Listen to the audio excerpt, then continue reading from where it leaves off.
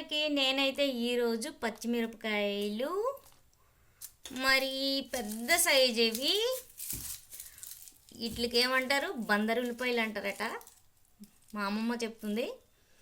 పెద్ద సైజు ఉల్లిపాయలు 2 ఇవి పచ్చిమిరపకాయలు 2 4 5 6 7 8 పచ్చిమిరపకాయలు. ఇది ఏమనుకుంటున్నారు? ఇది మినపరుబ్బు అండి.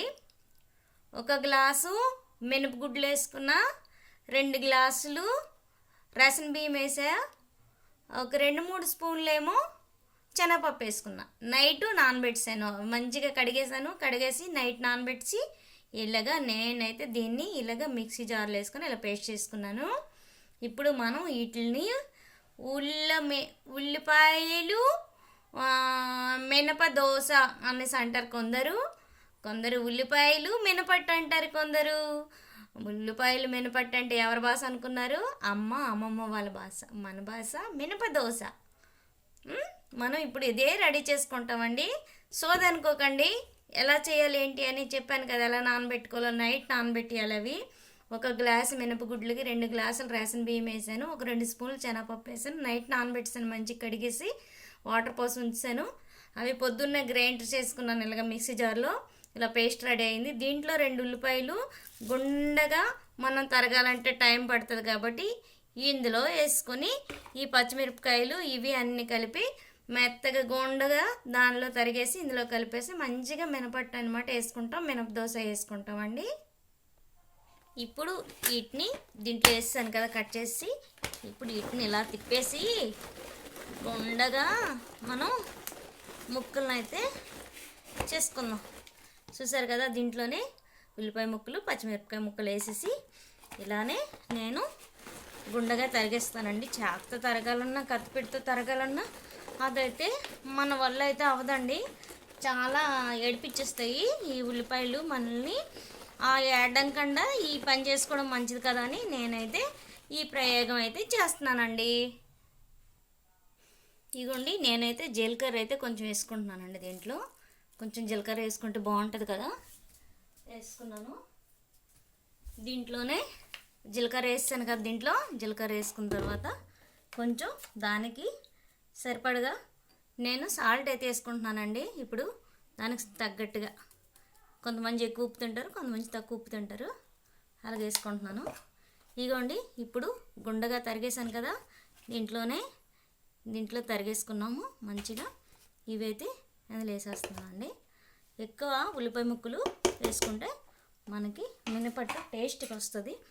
చూసారు కదా, ఇలా కలిపేస్తున్నాను. ఇప్పుడు నీట్గా కలుపుకుంటే దీంట్లోనే మళ్ళీ మనం ఇంకొక రకం కూడా చేసుకోవచ్చండి. ఇదే పేస్ట్తో మరి కొంచెం వరి నూక ఉంటుంది కదా, అది కూడా నైటే నానబెట్టేసి మంచిగా పొద్దున్న ఆ వాటర్ వంపేసి మళ్ళీ మంచి వాటర్ వేసుకొని మళ్ళీ ఆ వాటర్ కూడా వంపేసి ఆ నూక కూడా ఇందులో కలిపేసి మనం దెబ్బ రొట్టె కూడా చేసుకోవచ్చండి. అది పెద్ద బ్రెడ్ లెక్క పొంగుతుంది. అది కూడా ఇదే ప్యాటర్న్తో చేసుకోవచ్చు, ఇదే దీంతో పేస్ట్తో. చూసారా ఇలా చేస్తాను నేను. ఇది 2 విధాలుగా కూడా చేసుకోవచ్చు. మళ్ళీ ఒక విషయం తెలుసా, పునుగులు కూడా చేసుకోవచ్చు. మనం దీంతో చేసుకుంటే మంచిగా వస్తాయండి పునుగులు, చాలా బాగుంటాయి.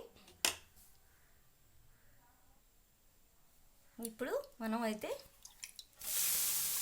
దీన్ని అయితే వాటర్ వేసుకోవాలండి. పాన్ పైన మంచిగా ఎక్కుతుంది. అప్పుడు మినపట్టు పాన్ బాగా కాలింది కదా, బాగా ఎక్కుతుందండి. మనము ఎప్పుడైనా చపాతీ కాల్సింది పాన్ పైన మనము మినపట్టు కానీ, తర్వాత ఇప్పుడు చెప్తున్నాను కదా మినపట్టు కానీ, ఒకవేళ కానీ మనం దోశ కానీ ఒకవేళ ఆ పాన్ మీద మనం వేయకూడదు. వేస్తే ఎక్కదనమాట, పట్టేస్తుంది కిందన.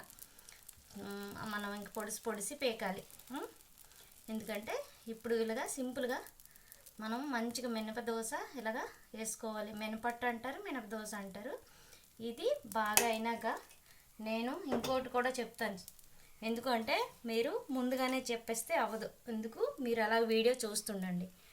ఈ మినప దోశతో మినపట్టుతో ఏంటి తినాలి దీనిలో వేసుకొని అని నేను చెప్తాను. అదే మీకు మీరు మన వీడియోని ఆపికండి, అలా చూస్తుండండి. నేనైతే ఈ మినపట్టుతో ఇంకేం తినాలి ఏంటి అని నేను చెప్తాను. ఇది ఓన్లీ మినపట్టే కాదు, దీంతో ఇంకొక ఐటెం కూడా ఉంది. ఇది ఇప్పుడు ఏమని చెప్తుందంటే, ఈ మినపట్టు మమ్మీ మాడుతుంది, కొంచెం నన్ను మళ్ళీ రిటర్న్లో ఇది వెయ్యు అని చెప్తుందనమాట. ఎందుకంటే మళ్ళీ దాన్ని ఇలాగా వేయమంటుంది అనమాట. ఒక సైడే మాడిపోతుంది, రెండో సైడ్ కూడా నన్ను మళ్ళీ వేయు అని చెప్పిందనమాట. అందుకే మళ్ళీ నేను ఇలా వేసాను. మళ్ళీ ఇప్పుడే దీనికి పెద్ద చెప్పాను కదా దేంతో తినాలి ఏంటి అని చెప్తానని, పెద్ద ఇది ఉంది దీంతో. ఇప్పుడే కాసేపు ఇది ఇటు సైడ్ కూడా ఇలాగా బాగా గోల్డ్ కలర్లో మంచిగా రెండో సైడ్ కూడా వేగాలి. వేగినాకే అప్పుడు దీంతో ఏం తినాలి, దీంట్లో ఏం వేయాలో చెప్తాను. ఇప్పుడు మనము మినపట్టు చికెన్ కర్రీ ఇలా చేసుకొని మనము దీనిపైన నెయ్యి వేసుకొని తింటే అబ్బబ్బా ఉంటుంది.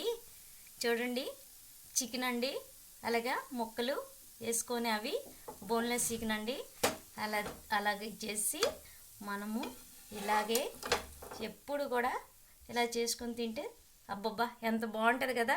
మీరు కూడా ఒకసారి ఇలా ట్రై చేయండి. మీకు నచ్చితే లైక్ చేయండి, షేర్ చేయండి, సబ్స్క్రైబ్ చేయండి. ఓకేనా అండి? అందరికీ బాయ్ అండి. మన ఛానల్ అయితే చిన్న బుజ్జి ఛానల్ అండి, లైక్ చేసుకోండి. ఓకేనా? బాయ్ అండి అందరికీ.